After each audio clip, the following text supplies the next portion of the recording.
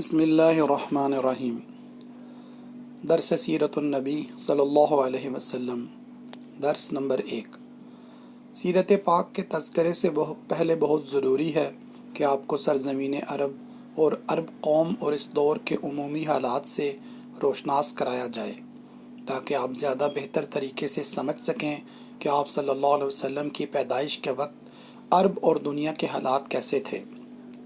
ملک عرب ایک جزیرہ نما ہے جس کے جنوب میں بحیرہ عرب، مشرق میں خلیج فارس و بحیرہ عمان، مغرب میں بحیرہ قلزم ہے۔ 3 اطراف سے پانی میں گھرے اس ملک کے شمال میں شام کا ملک واقع ہے۔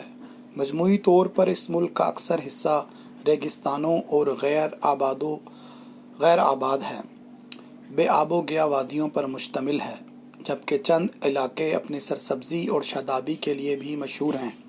طبعی لحاظ سے اس ملک کے 5 حصے ہیں۔ یمن جزیرہ عرب کا سب سے زرخیز علاقہ رہا ہے، جس کو پرامن ہونے کی وجہ سے یہ نام دیا گیا۔ آب و ہوا معتدل ہے اور اس کے پہاڑوں کے درمیان وسیع و شاداب وادیاں ہیں جہاں پھل و سبزیاں بکثرت پیدا ہوتے ہیں۔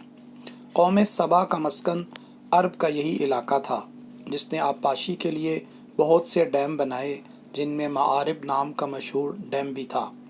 اس قوم کی نافرمانی کی وجہ سے جب ان پر عذاب آیا تو یہی بند ٹوٹ گیا تھا اور ایک عظیم سیلاب آیا، جس کی وجہ سے قوم سبا عرب کے طول و عرض میں منتشر ہو گئی۔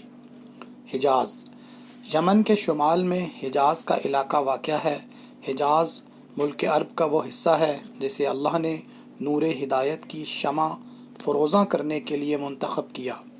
اس خطے کا مرکزی شہر مکہ مکرمہ ہے، جو بے آب و گیا وادیوں اور پہاڑوں پر مشتمل ایک ریگستانی علاقہ ہے۔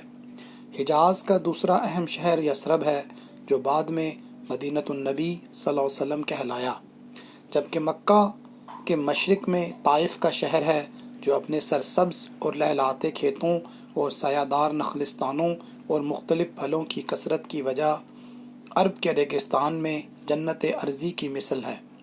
حجاز میں بدر، قحط، بیر معونہ، حدیبیہ اور خیبر کی وادیاں بھی قابل ذکر ہیں۔ نجد ملک عرب کا ایک اہم حصہ نجد ہے، جو حجاز کے مشرق میں ہے اور جہاں آج کل سعودی عرب کا دارالحکومت ریاض واقع ہے۔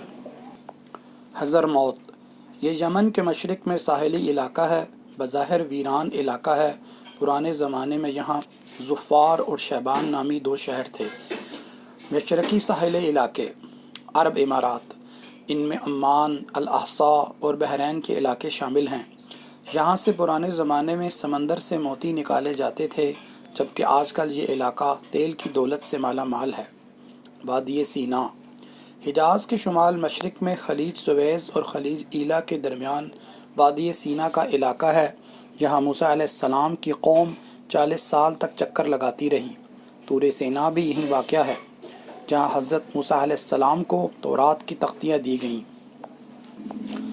ایک بات ذہن میں رکھیں کہ اصل ملک عرب میں آج کے سعودی عرب، یمن، بحرین، عمان کا علاقہ شامل تھا، جبکہ شام، عراق اور مصر جیسے ممالک بعد میں فتح ہوئے اور عربوں کی ایک کثیر تعداد وہاں نقل مکانی کر کے آباد ہوئی، اور نتیجتاً یہ ملک بھی عربی رنگ میں ڈھل گئے۔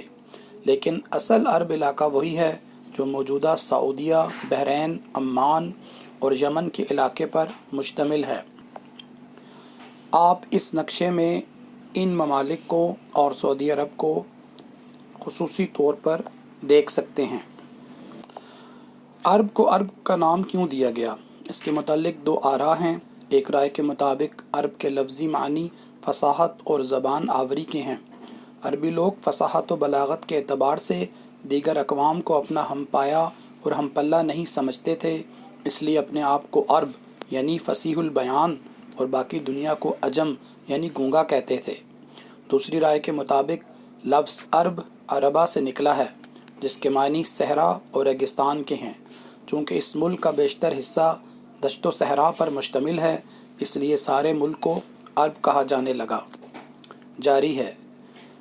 اس تحریر میں 2 کتابوں سے مدد لی گئی، جس میں ایک سیرت المصطفیٰ صلی اللہ علیہ وسلم، جو کہ مولانا محمد ادریس کاندھلوی رحمۃ اللہ علیہ نے لکھی، اور دوسری سیرت کی مشہور کتاب الرحیق المختوم جو کہ مولانا صفی الرحمن مبارک پوری رحمۃ اللہ علیہ نے لکھی۔